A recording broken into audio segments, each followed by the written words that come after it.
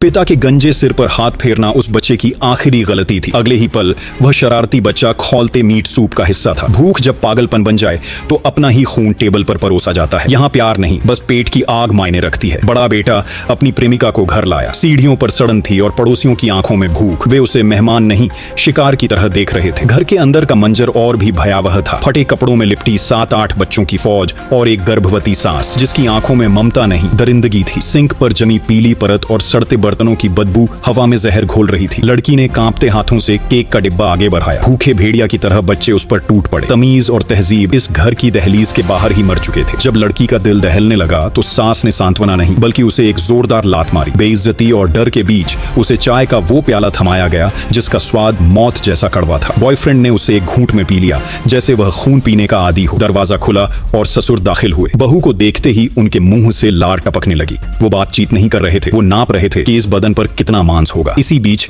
वो छोटा बच्चा कूड़ेदान से कॉकरोच निकालकर चबाने लगा। ससुर उसे डांटते हुए बाहर ले गए। आधे घंटे बाद ससुर लौटे। हाथ में मांस का थैला था लेकिन वो बच्चा गायब था। डिनर टेबल पर मांस का सूप सजा था। छोटा भाई कहाँ है? लड़की का सवाल हवा में तैर गया। बॉयफ्रेंड उसे जल्दी खाने के लिए उकसा रहा था जैसे कोई रेस हो।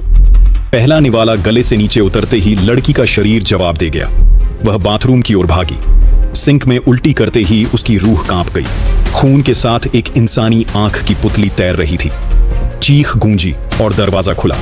पूरा परिवार बाहर खड़ा उसे खाने का इंतजार कर रहा था। बॉयफ्रेंड ने उसे दबोच लिया। उन्हें लगा कि एक अबला नारी उनका अगला भोजन बने, लेकिन उन्होंने गलत इंसान को छेड़ दिया था। सायरन की आवाजें गूंजी। पुलिस जब अंदर पहुंची तो वहां का नजारा नरक से बदतर था। 10 ताजी लाशें और फर्श के नीचे दबे 30 कंकाल। वो लड़की जो डर से कांप रही थी अब खून से लथपथ खड़ी थी। उसकी आंखों में वो लाल चमक थी जो बता रही थी कि जब एक औरत अपनी जान पर आती है तो वह शैतान से भी ज्यादा खौफनाक बन जाती।